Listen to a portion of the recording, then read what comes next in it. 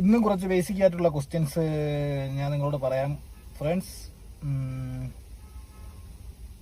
Reverse നിരോധിച്ചിരിക്കുന്നത് ഏത് റോഡിലാണ്? റിവേഴ്സ് നിരോധിച്ചിരിക്കുന്നത് വൺ വേ റോഡുകളിലാണ്.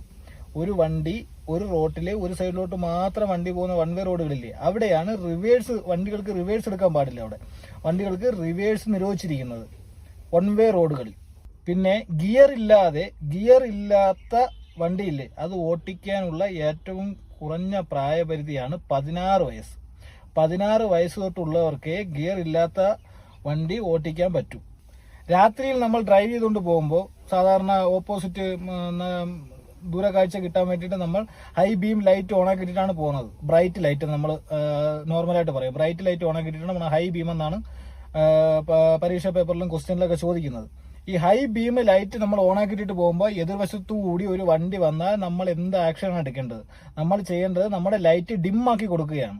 അതായത് നമ്മൾ ഹൈ ബീം ലൈറ്റ് അല്ലെങ്കിൽ ബ്രൈറ്റ് വെട്ടത്തിൽ നമ്മൾ രാത്രിയിൽ വണ്ടി ഓടിച്ച് പോകുമ്പോൾ നമ്മുടെ ഓപ്പോസിറ്റ് അപ്പുറത്തെ ട്രാക്കിൽ കൂടെ ഓപ്പോസിറ്റ് ഒരു വണ്ടി വന്നു കഴിഞ്ഞാൽ നമ്മുടെ ആ ഹൈ ബീം ലൈറ്റ്, അതായത് ബ്രൈറ്റ് ലൈറ്റ് നമ്മൾ ഡിം ചെയ്ത് കൊടുക്കണം. അതാണ് റോഡ് റൂൾസ് പറഞ്ഞിരിക്കുന്നത്. അടുത്തതായി PUCC, pollution under control certificate.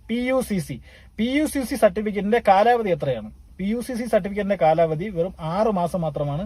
6 മാസം കഴിയുമ്പോൾ വീണ്ടും PUCC സർട്ടിഫിക്കറ്റ് നമ്മൾ പുതുക്കേണ്ടതാണ്. അപ്പൊ ഇതാണ് PUCC സർട്ടിഫിക്കറ്റിന്റെ കാലാവധി, 6 മാസമാണ്. 6 മാസം. അടുത്തൊരു ക്വസ്റ്റ്യൻ ആണ്, ഒരു സ്വകാര്യ വാഹനത്തിന്റെ, അതായത് നമ്മൾ വീട്ടിൽ യൂസ് ചെയ്യുന്ന കാറായാലും ബൈക്കായാലും എന്തിന്റെ ആയാലും രേഖകൾ എന്തൊക്കെയാണ്? Registration certificate, insurance certificate, tax token, പിന്നെ ഓടിക്കുന്ന ആണ്ട് ലൈസൻസ്.